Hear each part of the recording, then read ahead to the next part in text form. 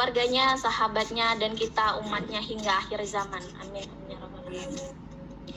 Marilah Bapak Ibu, kita sebelum mendengarkan pemaparan materi pada malam hari ini, ada baiknya kita buka dulu kegiatan ini dengan membaca basmalah. Bismillahirrahmanirrahim. Mohon izin ya Bapak Ibu, mungkin apa perlu saya perkenalan diri lagi? Mungkin ada beberapa Bapak Ibu yang sudah mengenal dan ada yang belum. Mungkin perkenalkan, saya Picesti Nur Fitriani. Di sini saya membantu selaku moderator atau ya pembawa acara juga boleh. Dan mohon maaf sambil membawa bocil. Jadi pada malam hari ini kita sama-sama akan mendengarkan pemaparan atau diseminasi dari Bapak Tasrin Solihin tentang budaya positif. Langsung saja untuk kepada Bapak Tasrin dipersilahkan. Oke, terima kasih Ibu Moderator. Saya izin share screen-nya Bapak Ibu.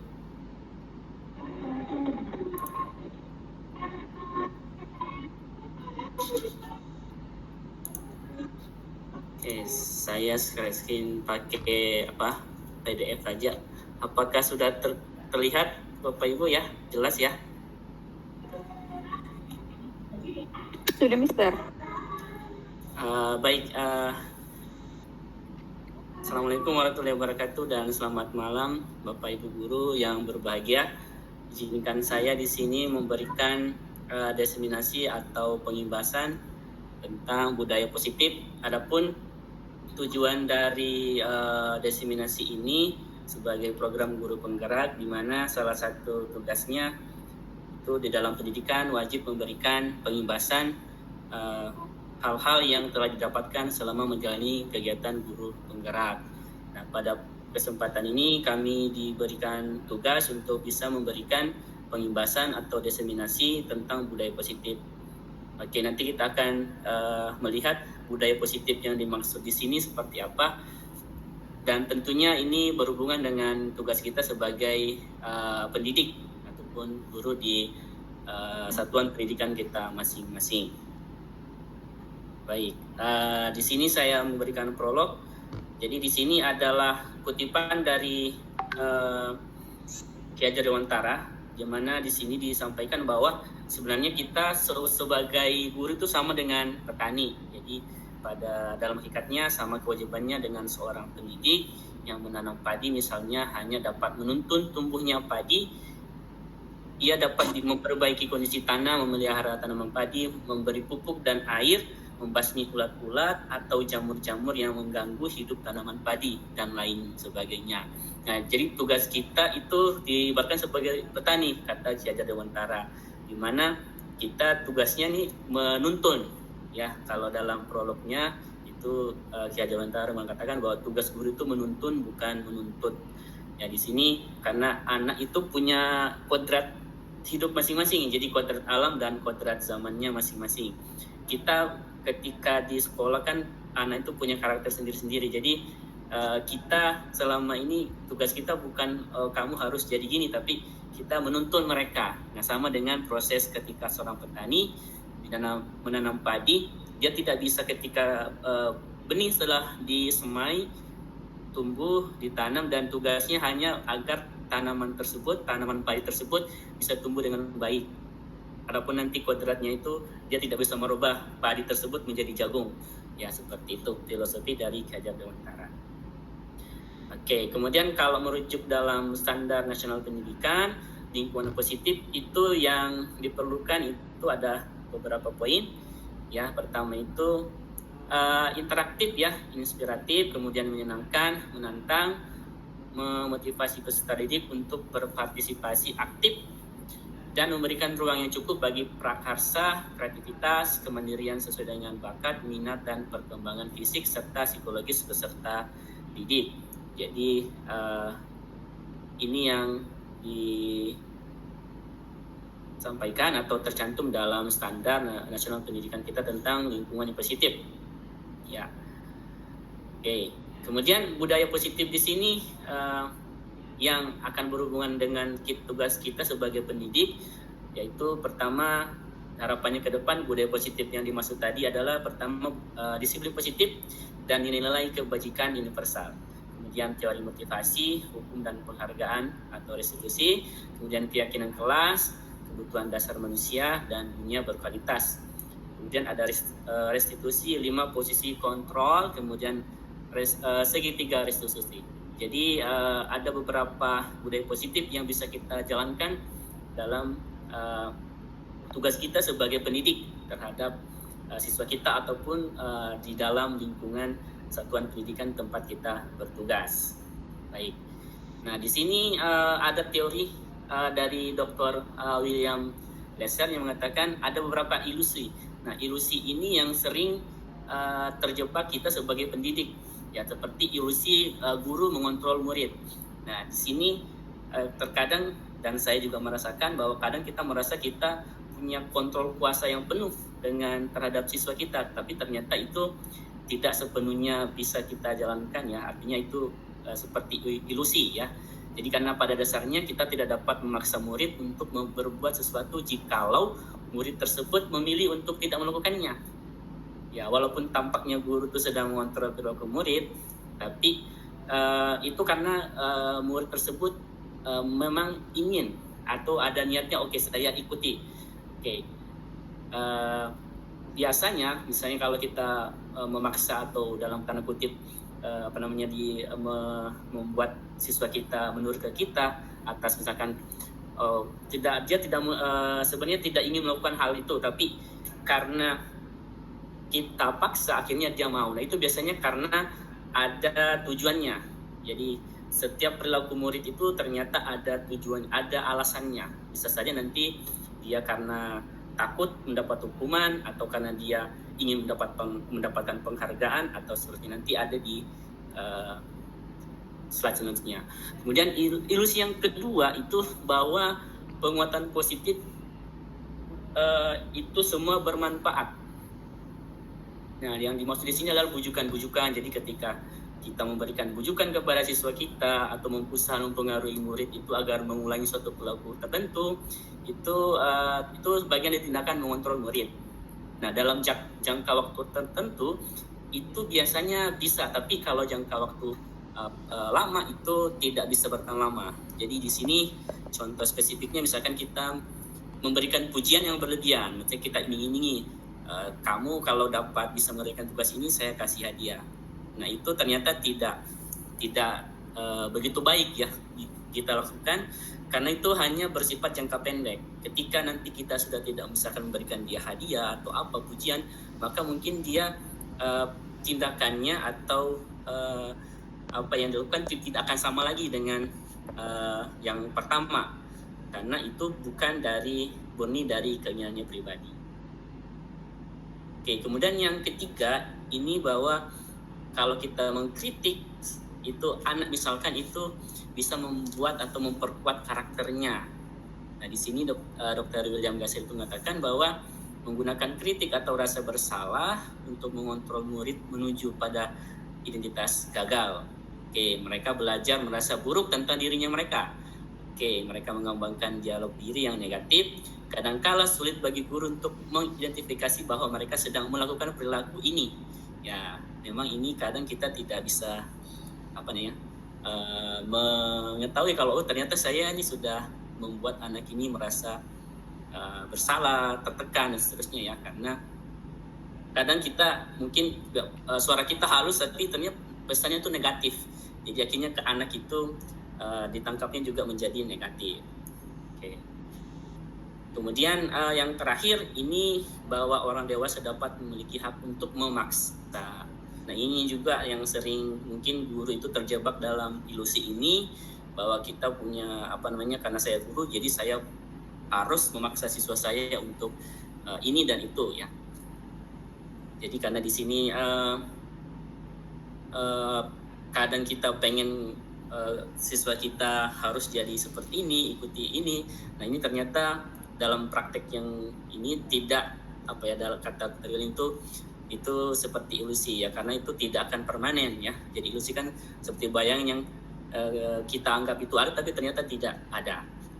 Dan ini dikatakan tidak efektif untuk jangka yang panjang. Nah, karena bisa bisa membuat ada anak itu menjadi dendam dan seterusnya kepada gurunya karena dia merasa tidak ingin dia melakukan hal itu tapi dipaksa.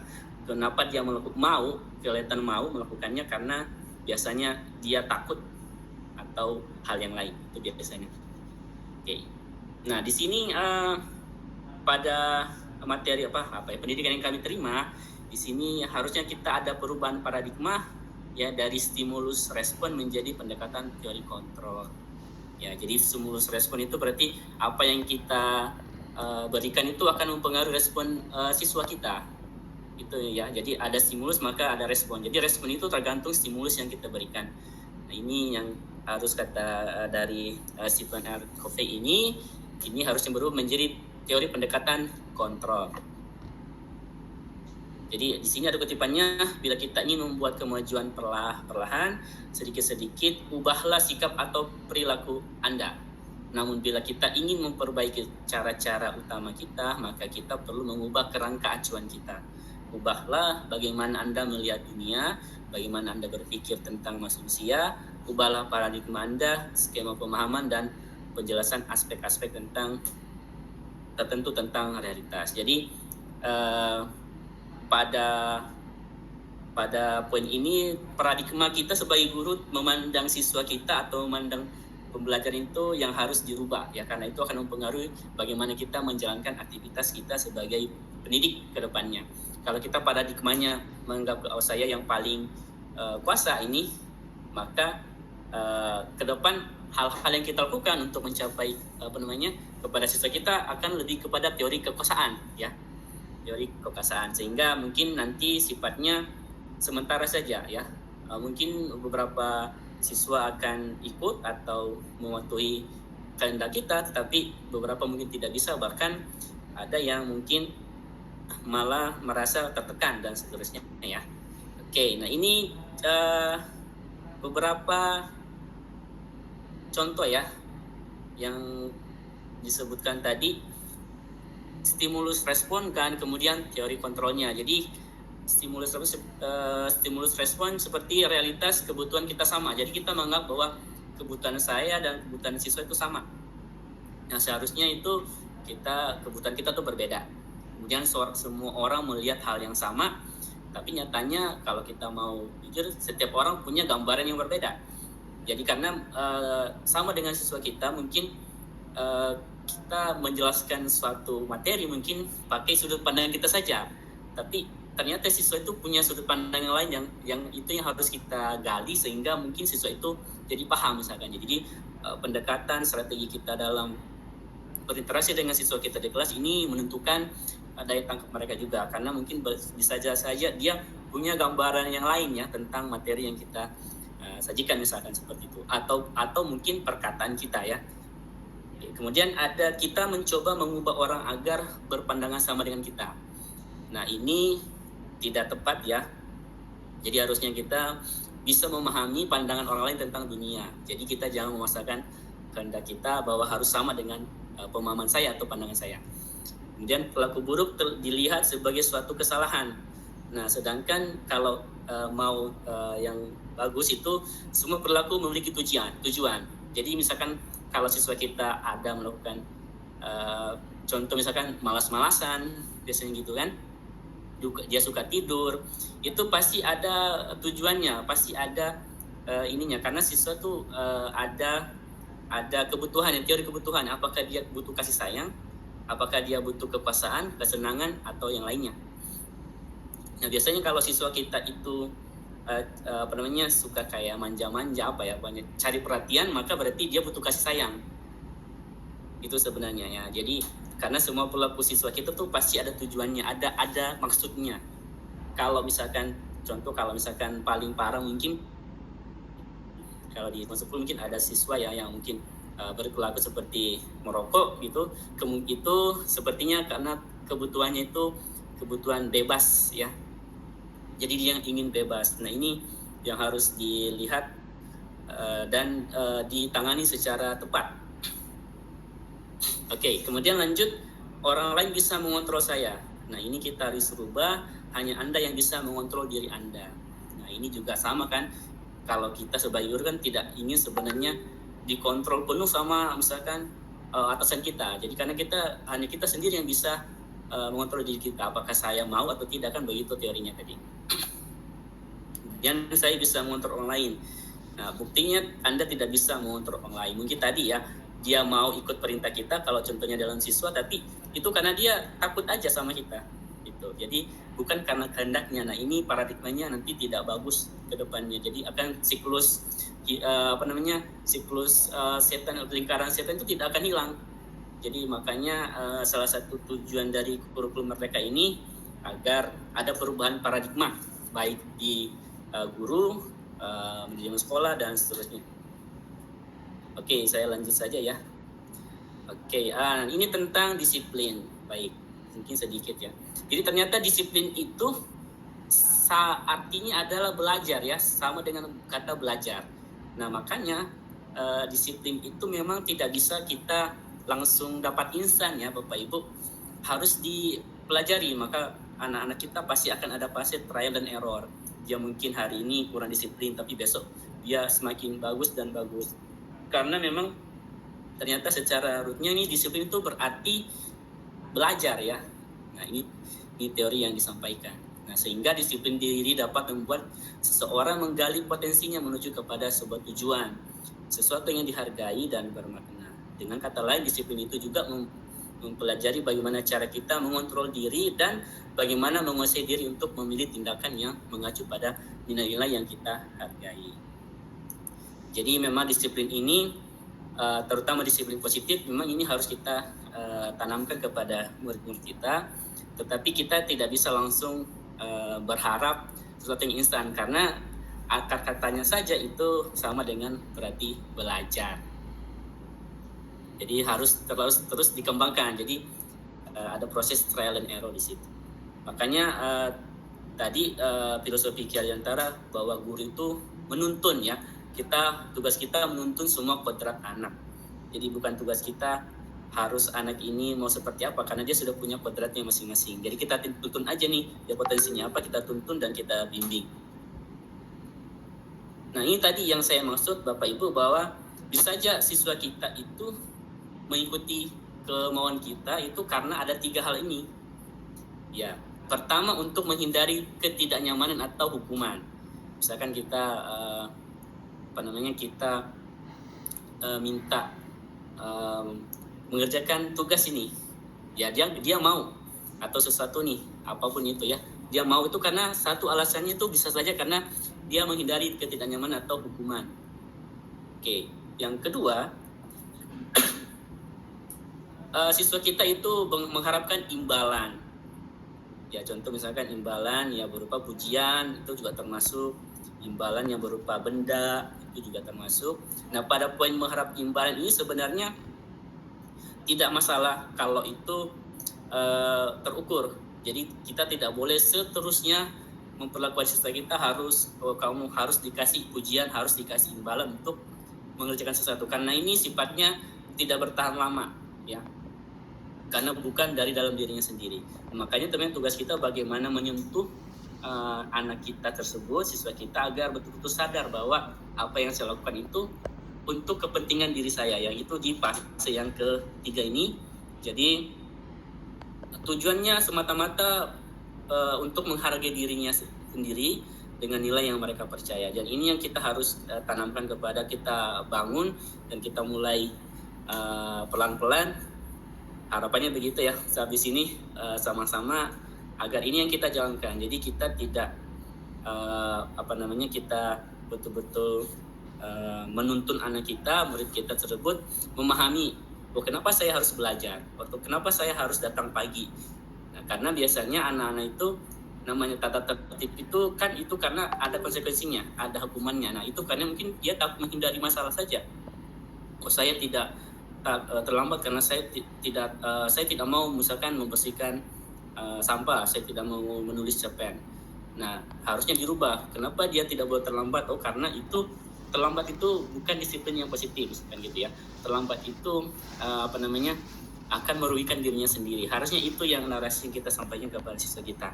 Jadi dia tahu kenapa saya harus disiplin, kenapa harus saya tetap tepat waktu.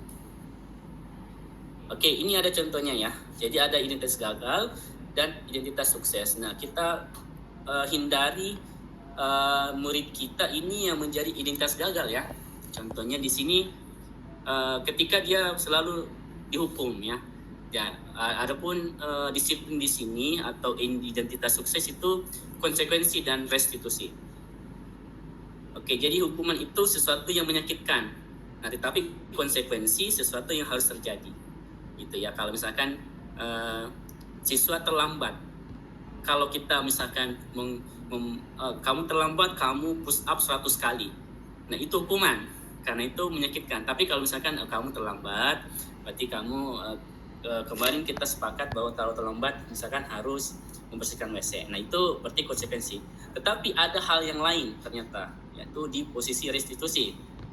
Restitusi ini berarti kita berbicara dengan anak tersebut, kita arahkan, ada nanti segitiga restitusi prosesnya, dan kita ingin dia sendiri yang mencari solusinya. Oke, dia terlambat, kira-kira apa yang harus dia lakukan untuk memperbaiki atau kesalahannya tadi, misalkan gitu. Oh, dia sendiri yang memilih. Oh, saya kayaknya ini saja menurut saya, atau saya ini. Jadi kita tidak langsung memberikan dia opsi. Tapi dalam posisi konsekuensi ini juga sudah bisa termasuk di disiplinnya paling rendah. Tapi sebaiknya kita di posisi restitusi. Oke, jadi hukuman itu tidak nyaman dan seterusnya. Korban mendapatkan keadilan, tapi korban bisa diabaikan ya. Korban mendapatkan ganti. Jadi misalkan contohnya sini Bapak Ibu ya, kalau di posisi ini anak kita berkelahi, terus mungkin yang satu bajunya robek. Oke, dia mendapatkan keadilan misalkan apa? Ketika kita ajak ini di posisi konsekuensi, mungkin berarti konsekuensi kamu harus mengganti baju tersebut. Oke. Kemudian si korban itu akhirnya mendapatkan ganti kan dari baju tersebut. Jadi tidak kita kasih hukuman yang mungkin tidak di luar nalar kita, misalkan kamu berkali berarti kamu harus keliling 100 kali lapangan bola misalkan gitu. Itu berarti kita menghukum. Nah, kalau kita menghukum, murid akan tersakiti ya. Kemudian dia bisa menjadi agresif. Oke, kemudian ke depan nanti murid tidak akan takut lagi karena dia sudah terbiasa dihukum. Jadi dia menganggap itu sudah biasa. Contoh lagi, proses kita menghukum berarti peraturannya adalah ya kamu harus ya. Itu berarti kita mengarah ke menghukum siswa. Oke ya. Kemudian nanti murid membenci peraturan. Nah, harusnya tadi misalkan kita konsekuensi, apa peraturannya, ya kan? Mampukah kamu melakukannya dan terusnya. Terus kalau restitusi, apa yang kamu yakini, apa yang bisa kamu lakukan untuk memperbaiki masalah tadi. Ini saya sebutkan ya. Jadi kita arahkan siswa itu memilih sendiri nih, mencari solusi atas masalahnya sendiri yang telah dia buat. Tentu harus kita arahkan dan kita bimbing ya murid-murid kita tersebut. Oke, lanjut lagi ya karena sepertinya sudah mau sejam. Oke, contoh lagi yang negatif ya. Kalau ini mengarah ke negatif, awas kalau dilakukan lagi ya, nanti awas kamu. Nah, itu kita hindari ucapan-ucapan seperti ini karena ini berarti akan mengarah ke kita tindakan menghukum. Kalau netralnya lakukan apa yang saya katakan, ini netral lah. Nah, positifnya, apakah hal ini yang sesungguhnya ingin kamu lakukan? Nah, ini kan tergantung bagaimana kita komunikasi dengan siswa kita. Apalagi kalau tingkatan SMA kayaknya lebih mudah deh kalau kita ajak ngobrol. Kalau SD mungkin agak susah ya di posisi ini. Nah, kemudian negatif kita paksa anak-anak tuh. Tapi netralnya kita kasih stimulus dan nanti responnya. Kalau positifnya lagi pakai tadi teori kontrol. Oke, kalau negatifnya kita kayak mendorong mereka tuh jadi menyalahkan diri sendiri. Jadi dia merasa tidak berharga, tidak berguna. Kemudian ujungnya konsep dirinya menjadi buruk, ya. Tetapi kalau dia yang netral, konsep diri menjadi baik. Nah, positifnya konsep dirinya jadi kuat. Ketika kita pakai pendekatan restitusi, ya tadi yang di atas yang hijau ini restitusi, maka itu konsep diri anak kita itu menjadi kuat ya. Kalau netralnya ya tadi ya stimulus respon itu dia baik, tapi kalau yang ini dia jadi lebih kuat konsep dirinya. Oke, ini sama ya. Jadi semua yang di bagian hukuman ini itu akan menjadi negatif kepada siswa kita. Yang netralnya konsekuensi, tapi yang lebih baik yang kita terapkan itu di posisi restitusi ya, walaupun kita berharap kesalahan yang dilakukan oleh siswa kita. Oke, nanti juga akan kita singgung posisi kontrol guru itu di mana ya. Nanti kita akan lihat kita kira-kira tipe guru yang seperti apa. Oke, contoh yang saya ambil contoh di sini, hukuman itu biasanya guru yang buat. Jadi siswa itu tidak terlibat karena tadi guru itu merasa punya kekuasaan, maka atau sekolah lah mungkin yang buat jadi hukuman. Tetapi kalau konsekuensi itu biasanya kesepakatan bersama antara guru dan murid. Nah, tetapi restitusi itu dibuat oleh murid sendiri. Artinya nanti dia cari sendiri. Setelah kita arahkan, ada namanya segitiga restitusi, nanti kita bahas juga. Nanti kita arahkan anak itu berpikir kira-kira kesalahan saya ini, kira-kira apa yang saya bisa lakukan untuk menyelesaikan masalah yang saya buat. Nah, ini yang baik ya, bukan langsung kita kasih hukuman. Kalau konsekuensi mungkin itu paling minimal ya, setidaknya kita sifatnya di konsekuensi, tapi sebisa mungkin kita hindari menghukum ya, sifatnya menghukum. Karena kadang kita tidak merasa kita menghukum, tapi ternyata itu hukuman ya bagi siswa kita. Oke. Nah, ini tadi kita singgung restitusi. Sebenarnya apa sih restitusi itu? Jadi restitusi adalah proses menciptakan kondisi bagi murid untuk memperbaiki kesalahan mereka, sehingga mereka bisa kembali pada kelompok mereka dengan karakter yang lebih kuat. Nah, ini dari Gosani ya, dari Gosen. Jadi dari bukunya Gosen. Kemudian restitusi juga merupakan proses kolaboratif yang mengajarkan murid untuk mencari solusi untuk masalah mereka dan membantu murid berpikir tentang orang seperti apa yang mereka inginkan ya, dan bagaimana mereka harus memperlakukan orang lain. Oke, jadi ini diambil dari punya Charles Gosen ya. Nah, jadi pada poin ini yang menarik ya. Jadi sehingga mereka bisa kembali kepada kelompok mereka. Nah, ini penting ya. Kadang ketika ada anak atau siswa kita, murid kita berbuat masalah, misalnya kita panggil. Nah, ketika dia mungkin kembali kelasnya, maka cenderung dia merasa kayaknya tidak akan diterima lagi sama teman-teman saya. Ya, jadi kalau kita tadi menghukum, apalagi sampai semua temannya tahu, ya kan, maka tentu dia akan merasa, kalau istilahnya itu black sheep in family ya gitu. Jadi kayak domba hitam. Domba hitam kan enggak ada ya. Tapi dia merasa seperti itu. Jadi dia beda sendiri. Akhirnya dia nanti akan berusaha membuat pelaku-pelaku yang akan memperburuk jati dirinya mereka. Nah, restitusi ini tidak seperti itu ya. Restitusi sebagai bagaimana caranya kita agar karakter anak kita itu disiplinnya itu tetap baik ya. Jadi juga ketika kita panggil, kita lakukan proses restitusi, ketika dia kembali ke kelas, misalkan dia tidak merasa berbeda dengan teman-temannya, dan teman-temannya juga bisa tetap menerima. Nah, ini yang penting ya tentang restitusi ini ya. Jadi poinnya itu, dan ini dengan restitusi itu sangat membantu siswa untuk menemukan apa sebenarnya yang mereka inginkan dan memperkuat jati diri mereka ya. Oke. Izin minum Bapak Ibu. Baik. Kemudian ada hukuman atau konsekuensi. Kita lihat slide-nya. Jadi mencatat 100 kali di dalam buku kalimat "saya tidak akan terlambat lagi karena terlambat ke sekolah". Nah, kira-kira menurut Bapak Ibu ini hukuman atau konsekuensi?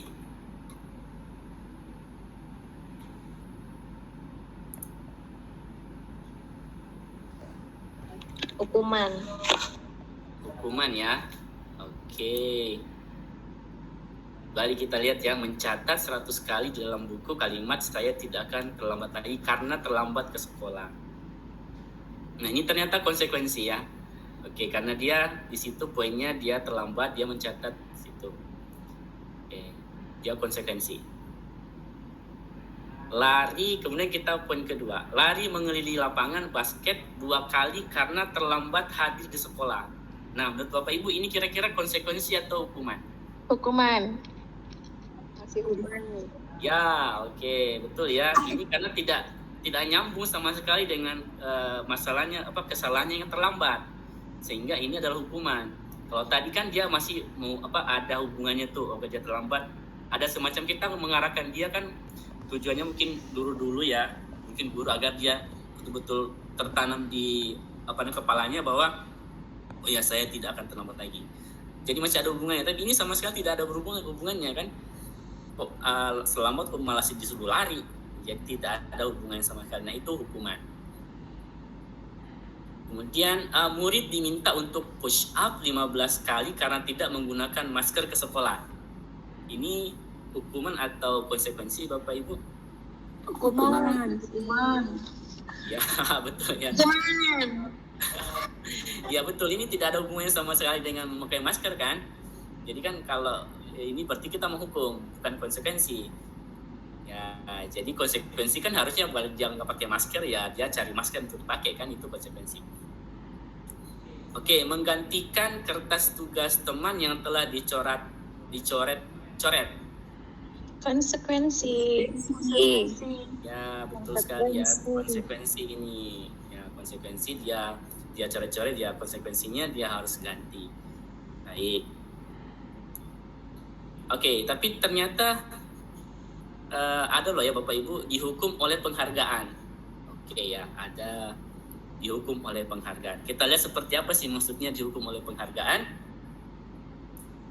Oke, saat kita berulang kali menjanjikan hadiah kepada anak-anak agar berperilaku bertanggung jawab, atau kepada seorang murid agar mempelajari sesuatu yang baru, atau kepada seorang karyawan agar melakukan pekerjaan yang berkualitas, kita sedang berasumsi mereka tidak dapat melakukannya atau mereka tidak akan memilih untuk melakukannya. Nah, itu asumsinya. Berarti kalau misalkan ini teorinya dari Alfie Kohnian. Jadi kalau kita misalkan ayo kerjakan ini, saya nanti bapak atau ibu nanti kasih kamu hadiah. Berarti sebenarnya di situ kita berasumsi bahwa kayaknya mereka nggak bisa deh, maka kita harus pancing mereka dengan ini agar mereka mau. Nah itu kurang bagus ya Bapak Ibu dengan seperti ini. Ini karena tidak akan bertahan lama ya penghargaan tersebut. Sebenarnya bisa, tapi kalau terus-menerus dilakukan itu efeknya tidak bagus dengan anak-anak. Oke. Nah, ini pengaruh jangka pendek dan jangka panjang. Nah, penghargaan tadi itu efektifnya untuk jangka pendek saja. Ya. Jika kita menggunakan penghargaan lagi dan lagi, maka orang tersebut atau murid tersebut akan bergantung pada penghargaan yang diberikan, serta kehilangan motivasi dari dalam. Nah, ini penting ya. Jadi nanti siswa kita tergantung kepada apa yang kita akan kasih. Nanti kalau dia merasa tidak menarik lagi, maka dia kehilangan motivasi dan tidak akan melakukan hal itu lagi. Ya, ini perlu kita perhatikan bersama. Terus, jika kita mendapatkan penghargaan untuk melakukan sesuatu yang baik, maka selain kita senantiasa berharap mendapatkan penghargaan tersebut lagi, kita pun menjadi tidak menyadari tindakan yang kita lakukan. Ya. Oke, lanjut. Kemudian penghargaan itu tidak efektif. Nah, di poin mana yang tidak efektif? Nah, ada jikanya ya. Penghargaan efektif jika kita menginginkan seseorang melakukan sesuatu yang kita inginkan dalam jangka waktu yang pendek. Nah, ini catatannya boleh sebenarnya Bapak Ibu ya, kita kasih penghargaan kepada siswa kita, kasih hadiah boleh. Tapi tujuannya itu jangka pendek saja. Jadi misalkan tujuannya dia agar mau setidaknya ada motivasinya sedikit. Habis itu kita harus rubah polanya menjadi tadi pola restitusi. pola posisi kontrol tadi. Nah, karena lagi-lagi itu maka akan dia bergantung dan seterusnya. Ya, ini sama tadi diulangi lagi. Ya, jadi intinya boleh, tetapi hanya dalam waktu yang pendek. Setidaknya kita sudah dapat ibaratnya apa ya, dapat mungkin dia nih, oh mau dulu deh. Kalau sudah ada keinginannya dari anak kita, siswa kita mulai rubah pola pendekatannya dengan teori tadi restitusi, penguatan karakter dan seterusnya. Tapi memang tantangannya bahwa sebagai guru dengan jam mengajar yang banyak, kita cenderung sedikit berbicara atau berkomunikasi secara personal dengan murid-murid kita, karena tadi ya, karena mungkin waktu yang terbatas, dan apalagi BK juga tidak akan bisa menangani semua masalah, makanya peran guru juga menjadi penting. Tapi masalahnya tadi kadang tugas itu berbenturan dengan hal-hal seperti ini ya, kadang kita sudah tidak, habis ini ngajar lagi belum menyiapkan. Jadi sebenarnya kita dituntut sebenarnya kedepannya lebih baik kita lebih banyak ngobrol kepada anak-anak, terutama mungkin anak-anak yang suka berbuat masalah atau apa sih, yang melakukan sesuatu yang di luar apa ya, normal ya, misalkan dia tiba-tiba suka tidur. Nah, itu biasanya pasti dia ada penyebabnya tuh. Oke, di sini ada poin lagi bahwa penghargaan itu merusak hubungan siapa yang akan dirusak. Mari kita lihat ya.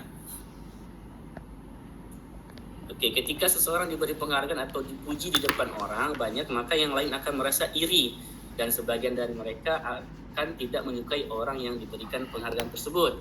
Jika seorang guru sering memberikan penghargaan kepada muridnya, besar kemungkinan muridnya termotivasi hanya untuk menyenangkan gurunya. Nah, tadi kita sudah jelaskan juga ini ya. Mereka tidak akan bersikap jujur kepada guru tersebut, ya hanya untuk menyenangkan guru saja. Oke. Kemudian penghargaan menciptakan persaingan di dalam kelas, dan persaingan menciptakan kecemasan. Jadi kalau terlalu sering kita misalkan tadi, maka murid yang mungkin merasa tidak bisa itu maka semakin cemas dan semakin tertekan. Dan ini tidak baik untuk perkembangan psikologi dan jati diri pribadi murid-murid kita. Ya. Apalagi sampai kita terlalu mengistimewakan anak yang ada anak yang daya tangkapnya bagus, ada yang kurang, tapi kita jangan sampai terlalu mengistimewakan sehingga dia merasa ponga atau jumawa dibanding dengan teman-temannya. Ini kita hindari ya Bapak Ibu. Oke, penghargaan mengurangi ketepatan. Nah, ini ada sebuah penelitian ya, riset, bahwa dalam sebuah percobaan, kelompok anak laki-laki berusia sekitar 9 tahun diminta untuk melihat gambar-gambar wajah yang ditampilkan di layar. Dan mereka harus memberitahukan jika wajah-wajah tersebut sama atau berbeda. Nah, gambar-gambar tersebut hampir sama. Beberapa dari mereka diberi penghargaan dalam bentuk uang pada saat mereka memberikan jawaban benar, sementara sebagian yang lain tidak. Hasilnya ternyata anak-anak yang dikasih uang tadi itu lebih banyak membuat kesalahan daripada anak-anak yang tidak dikasih uang. Nah, ternyata tidak selamanya berjalan bagus ya. Kita kasih penghargaan, terus ternyata hasilnya seperti ini ya. Ini sebuah riset. Riset kedua, anak-anak diminta mengingat kata-kata tertentu.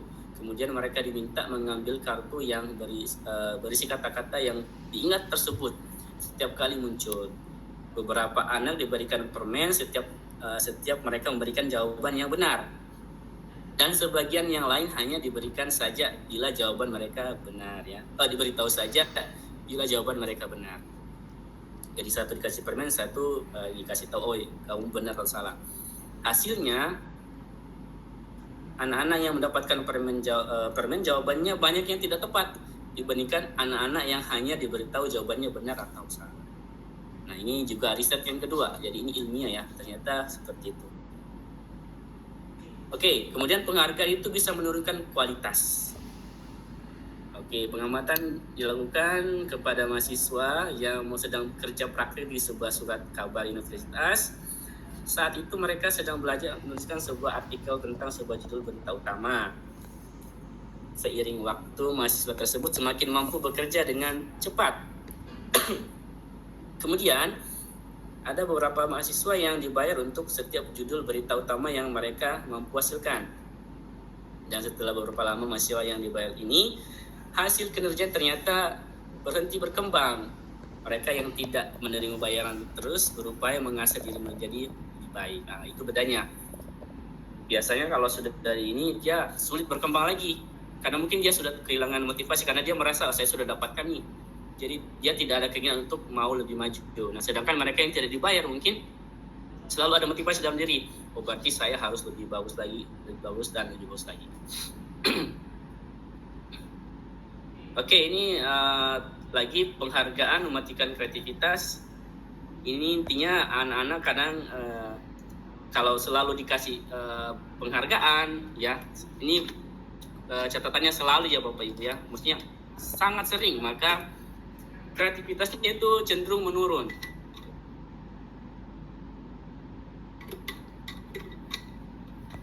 Ya, cenderung menurun dan tidak berkembang.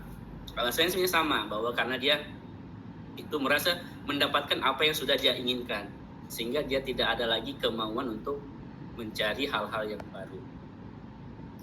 Oke, jadi intinya penghargaan itu bisa menghukum, ya,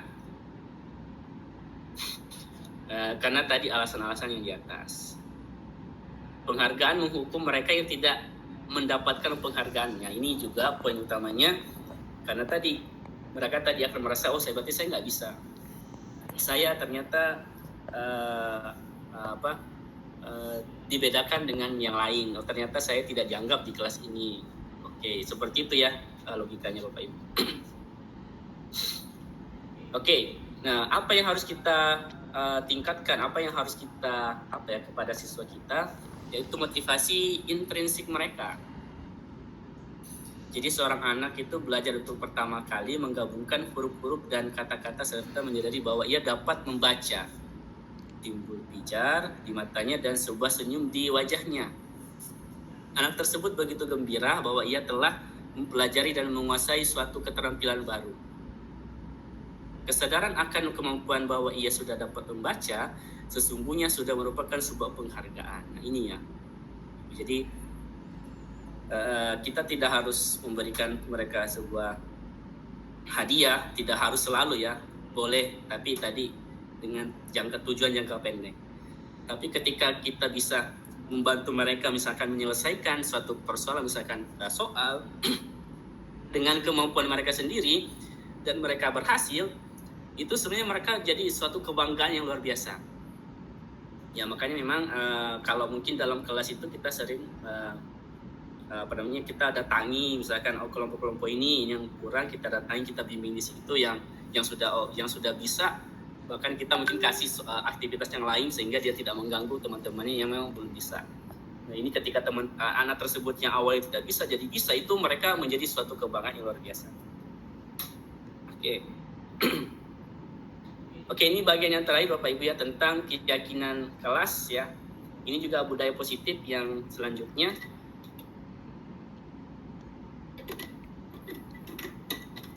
Oke, keyakinan kelas. Mari kita lihat ya. Mengapa keyakinan kelas dan mengapa tidak peraturan kelas? Mari kita simak ya. Jadi nilai kebajikan bahwa menekankan pada keyakinan seseorang akan lebih memotivasi seorang diri dalam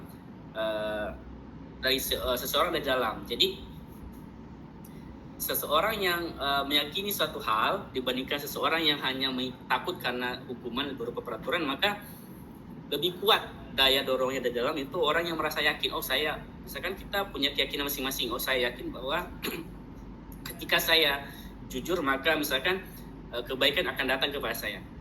Karena kita yakini maka tentu kita akan jadi konsisten.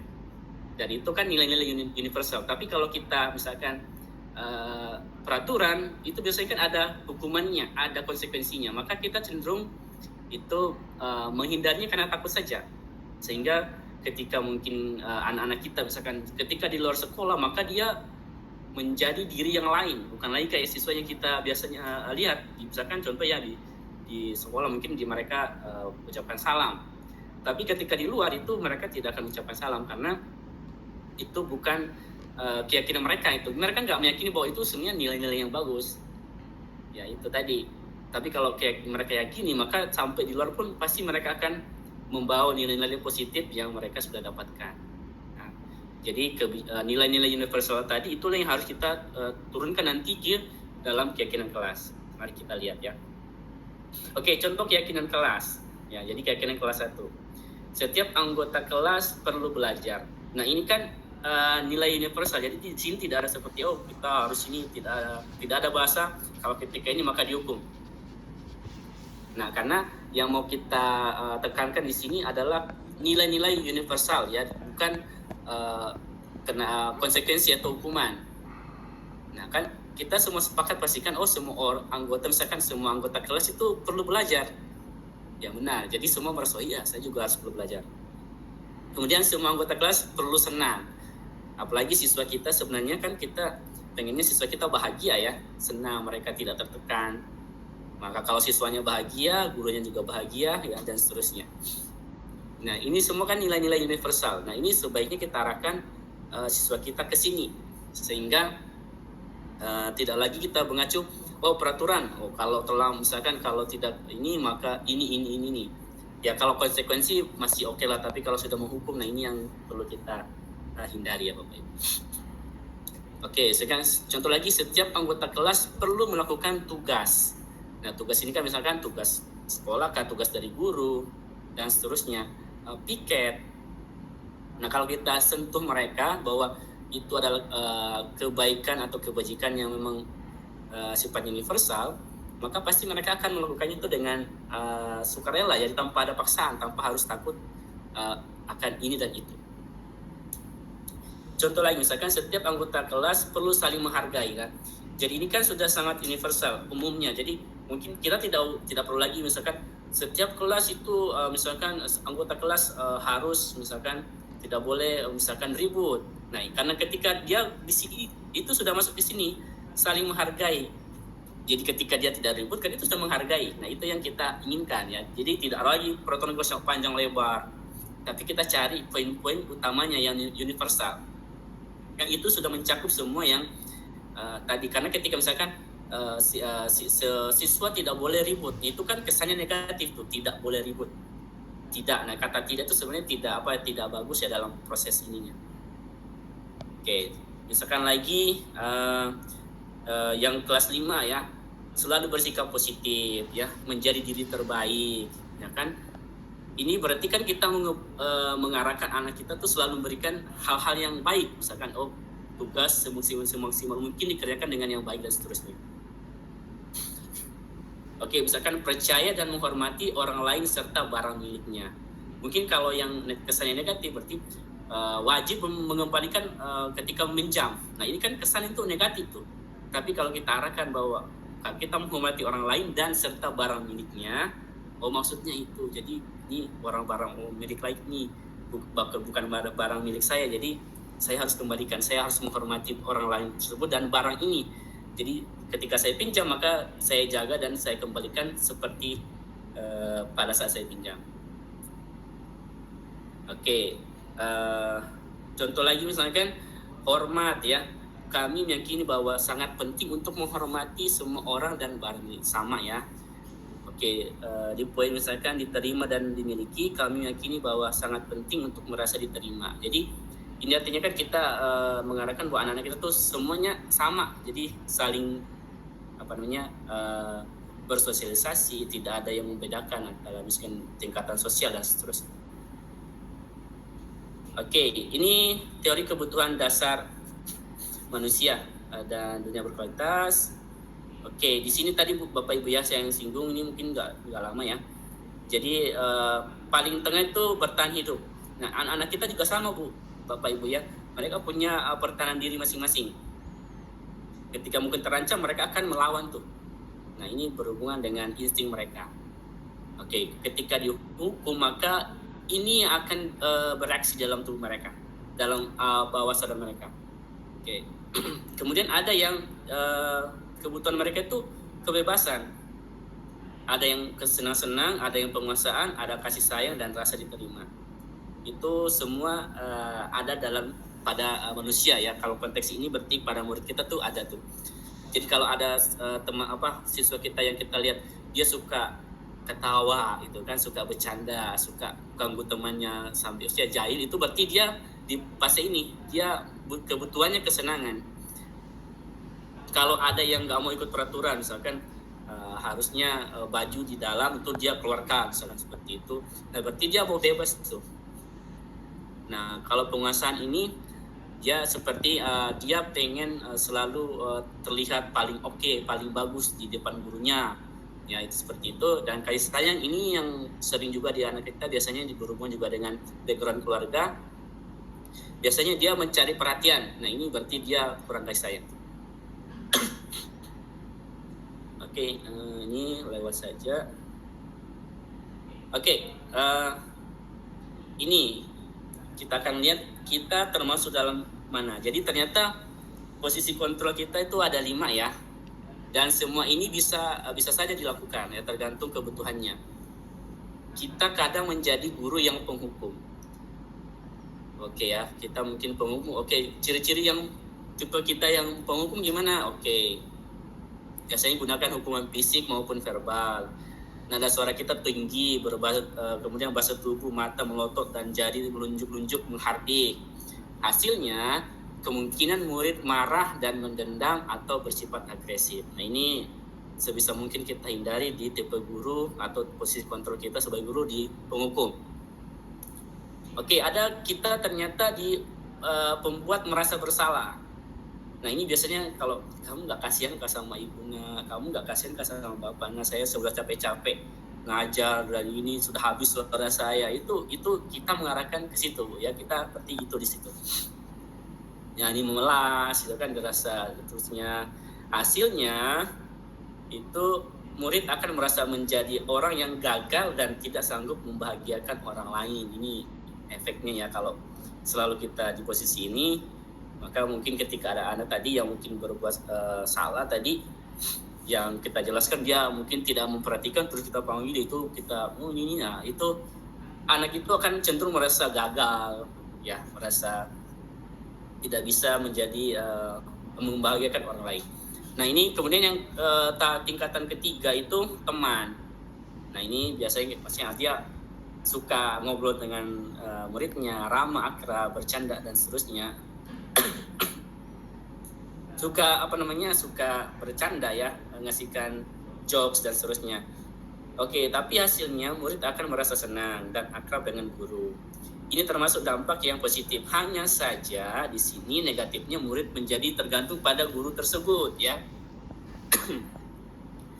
Ini negatifnya. Jadi pada tahap yang ketiga ini sebenarnya sudah mulai oke tuh Bu ya, kita minimal berteman dengan siswa kita, ada posisi teman. Tapi terkadang karena siswa kita itu belum paham maksudnya kita, kadang dia merasa kayak terlalu akhirnya menganggap meremehkan gurunya, itu kesannya kalau kita tidak berhati-hati pada posisi teman ini. Jadi mungkin dia merasa berarti sama Pak itu oke aja kok, baik aja kok. Akhirnya dia lupa kalau posisinya dia tuh murid dan kita guru. Jadi kan tetap ada batasan di situ. Tapi ini sudah lebih baik daripada tadi yang menghukum dan membuat rasa bersalah. Kemudian ada tipe yang keempat, pemantau ya.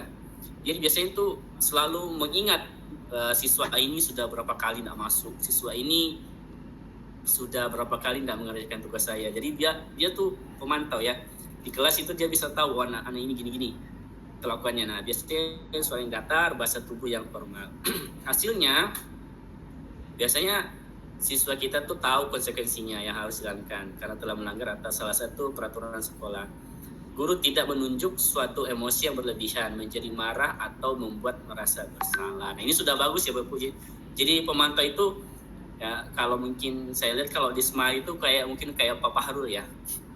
Jadi dia tuh tidak pernah kayak ini, dia cuma ini memantau saja, gitu kan. Dia itu anak-anak tuh sudah dia sadar sendiri saya salah, seperti itu. Jadi dia mengawasi berdasarkan pada peraturan-peraturan dan konsekuensi. Jadi itu biasanya kita tuh hafal tuh kalau ini tatib tuh, biasanya apa itu sama tatib. Jadi kalau misalkan ini dia tahu tuh, jadi dia biasanya ngomong di depan kelas, ya dia tidak langsung menunjuk anaknya, nanti anaknya itu akan merasa bersalah dan memahami konsekuensi yang dia lakukan. Oke, yang terakhir ini tipe manajer. Jadi guru yang terbaik itu seperti apa? Jadi yaitu posisi manajer yang akan melakukan di sini nanti posisi manajer itu di mana guru berbuat sesuatu yang dengan murid, mempersilahkan murid mempertanggungjawabkan perilakunya, ya, dan mendukung murid agar dapat menemukan solusi atas permasalahannya sendiri. Nah, tadi ini berarti dia di posisi restitusi. Tadi biar kita arahkan murid kita mencari tahu masalah apa, mencari solusi atas permasalahan yang telah dilakukan. Oke ya. Jadi ini efeknya ya kalau kita gunakan ini penghukum, maka efek seperti ini, pembuat masalah seperti ini. Contoh kita satu saja ya, menghardik, menunjuk. Kalau pembuat merasa bersalah itu berceramah, menunjukkan rasa kecewa dan seterusnya. Kalau teman, membuat alasan-alasan untuk murid-muridnya. Pemantau menghitung dan mengukur, kamu sudah berapa kali ini salah. Nah, kalau dia manajer mengajukan pertanyaan-pertanyaan. Jadi misalkan tadi, kenapa sih kamu ini? Kira-kira kenapa kamu seperti itu? Apa alasannya dan seterusnya.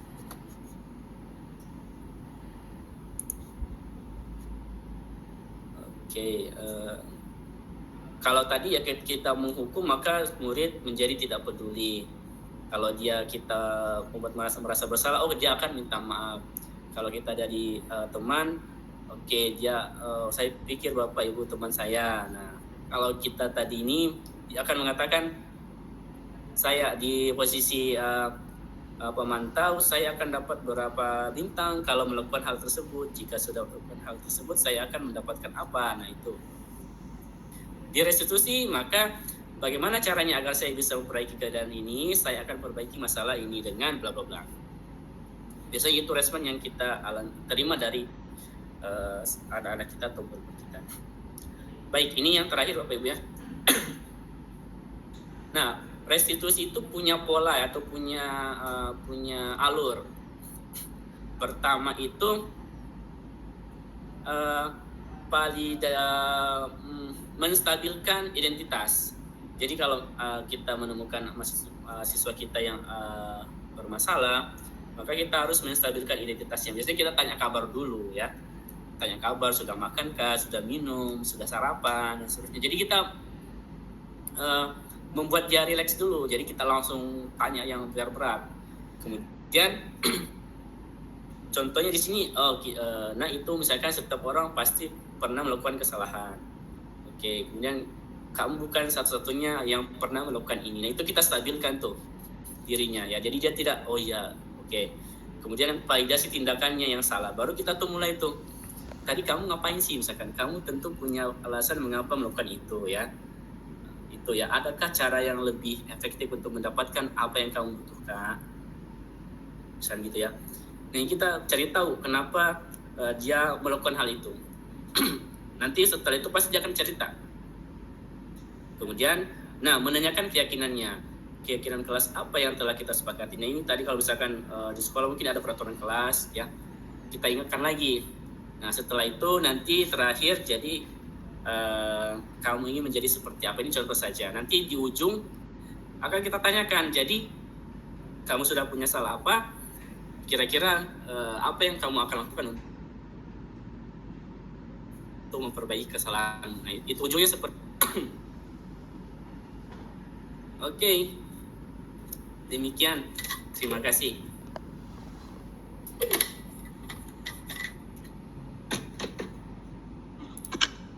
Baik, cukup panjang yang disampaikan oleh Pak Tasrin ya.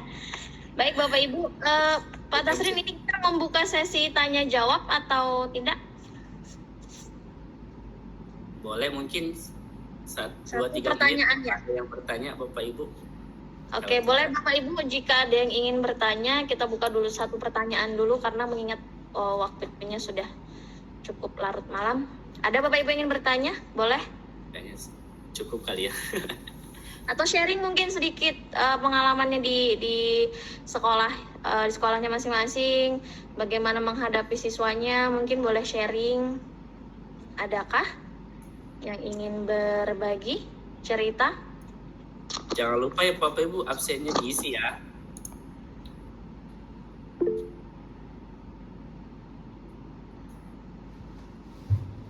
Ya, oke, Bu Au, silahkan Bu Au. Ada yang ingin disampaikan, boleh sharing. Ada yang tanyakan, silahkan, monggo. Iya, Assalamualaikum warahmatullahi wabarakatuh dan selamat malam semuanya. Waalaikumsalam warahmatullahi wabarakatuh.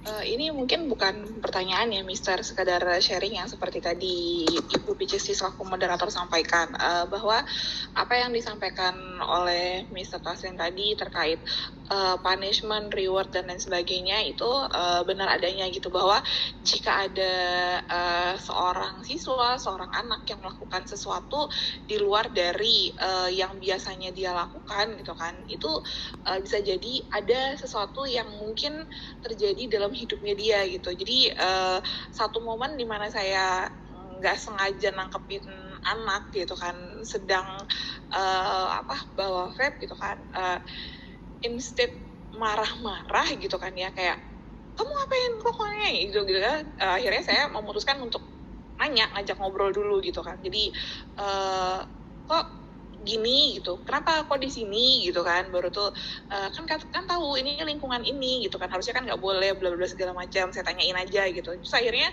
ceritalah dia gitu bahwa memang ada ceritanya sendiri, ada story-nya sendiri kenapa akhirnya dia sampai berani memutuskan hal seperti itu gitu. Jadi approaching ke student itu menurut saya itu sangat penting, tapi kadang selaku guru dan selaku orang dewasa itu kita suka bias untuk bisa menerapkan menerapkan sikap yang mau menegakkan disiplin, mau menegakkan tata tertib yang ada, tapi di sisi lain kita juga harus punya welas asih ke anak-anak gitu kan. Dan mungkin beberapa kasus ada anak yang memang sudah dikasih beberapa kesempatan tapi masih mengulang hal-hal yang sama gitu kan. Jadi akhirnya kadang-kadang tanpa disadari, saya sendiri nih ya sebagai guru suka overreact terhadap hal-hal yang seharusnya tidak mereka lakukan tapi mereka lakukan, dan itu sifatnya berulang-ulang gitu. Jadi contohnya misalnya kabur gitu kan,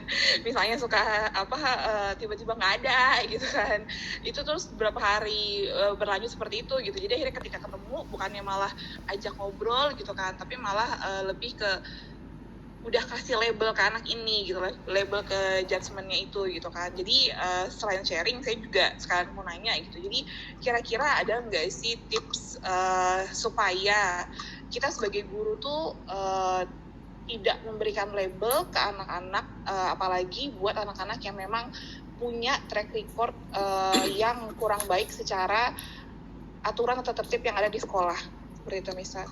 Terima kasih. Oke, terima kasih Bu Aulia. Ya betul sekali ya, memang betul yang dikatakan Bu Aulia tadi. Kalau pengalaman saya sih, ini kita bicara pengalaman saja ya. Kalau pengalaman saya dan berdasarkan apa yang sudah kami dapatkan di Guru Penggerak itu, intinya jangan sampai keluar dari omongan kita sebagai guru, misalkan kamu ini, apalagi di depan kelas atau di depan orang, maksudnya teman-temannya gitu. Nah makanya sebenarnya memang efektif kalau tadi kita ajak sebenarnya misalkan ayo kita ke ruangan ini, jadi tidak ada, jadi sampai, karena ketika sudah itu apalagi terdengar dengan teman-temannya itu sudah kayak masuk ke alam bawah sadar mereka itu. Jadi sebenarnya itu mungkin karena saya juga pasti tidak bisa menjadi itu kita anak ini memang ini deh, tapi kita jangan sampai itu kayak apalagi depan teman-temannya, kamu ini dasar pemalas, kamu tidak akan bisa sukses. Nah itu sangat-sangat kita sangat hindari ya seperti itu. Misalkan kamu mau jadi apa kalau seperti itu, nah itu kita jangan, apalagi depan teman-temannya. Makanya memang kalau ada sesuatu ini, nggak tahu, saya sudah belajar tenang dulu ya, tarik nafas dulu. Oke, udah itu karena kita tidak bisa juga langsung baik nih, karena saya juga sebagai guru juga saya yakin juga di sini mungkin teman-teman banyak yang lebih baik sebagai dalam posisi ini ya. Tentu sebagai guru dan sebagai manusia punya keterbatasan. Jadi, nah itu sebenarnya tadi usahakanlah kita tidak mengucapkan kata-kata itu. Ya. Makanya memang ketika ini kita panggil. Tapi memang tadi kendalanya menurut saya kita sebagai guru tuh itu karena tugas sudah banyak, kadang kita tidak bisa melakukan posisi restitusi itu atau minimal di pemantau atau di teman lah gitu. Karena tadi banyak ini tugas, akhirnya kita seperti itu. Sedangkan sebenarnya yang dikehendaki oleh kurikulum Merdeka Ki Hajar Dewantara itu siswa itu bahagia gitu di sekolah. Jadi sekolah itu mereka tuh kangen dengan sekolah, kangen dengan gurunya dan seterusnya. Itu sih mungkin Ibu yang bisa saya berikan berbagi kali itu. Ya. Terima kasih banyak, Mister. Terima kasih. Mungkin Ibu Moderator mungkin cukup kali ya, karena ini sudah larut malam juga dan sudah rasanya saya tidak tega mengganggu teman-teman lagi, Bapak Ibu guru yang sudah bersedia meluangkan waktunya mendengarkan presentasi dari saya. Oke, baik. Terima kasih sharingnya Ibu Awu. Terima kasih juga Pak Tasrin atas arahannya, atas pertanyaan dari Ibu Awu ya. Iya, kemudian perlu saya simpulkan atau tidak, Pak? Boleh Bu, boleh. Oke, mungkin sedikit ada beberapa poin dari apa yang disampaikan oleh Pak Tasrin tadi. Yang pertama bagaimana kita merubah paradigma untuk menghadapi siswa-siswa kita yang bermasalah dari menghukum berubah menjadi proses restitusi. Kemudian yang kedua, untuk menjalankan disiplin positif itu artinya membangun kesadaran murid atau membangun kesadaran siswa-siswa kita agar apa yang dikerjakan itu bukan untuk menghindari hukuman, tetapi lebih kepada kesadaran bahwa untuk kebaikan dirinya sendiri. Kemudian poin yang ketiga ada sebisa mungkin kita sebagai guru atau sebagai pendidik ya Bapak Ibu pada posisi yang manajer dengan restitusi dan tidak menjadi guru yang penghukum. Terakhir yaitu kita sama-sama belajar sebagai pendidik, sebagai guru untuk menerapkan di keyakinan kelas. Tapi kita lebih menerapkan keyakinan kelas dibandingkan dengan peraturan kelas. 4 poin itu yang mungkin bisa saya tarik kesimpulan dari materi tentang budaya positif. Jadi kalau dari pembicaraan awal yang disampaikan oleh Pak Tasrin itu, kita sebagai guru itu atau sebagai pendidik itu tujuannya itu adalah menuntun, bukan menuntut. Ya, seperti itu ya Bapak Ibu. Mungkin sekian desiminasi pada malam hari ini saya ucapkan, saya selaku moderator pada malam hari terima kasih atas waktunya Bapak Ibu semuanya. Terima kasih juga atas materi yang positif sekali dari Bapak Tasrin. Semoga Bapak Ibu guru selalu sehat, selalu semangat untuk mendidik anak-anak menjadi penerus bangsa yang cerdas dan berkualitas. Seperti itu, terima kasih. Saya akhiri, wabillahi taufik wal hidayah. Wassalamualaikum warahmatullahi wabarakatuh. Jangan lupa diisi absennya Bapak Ibu.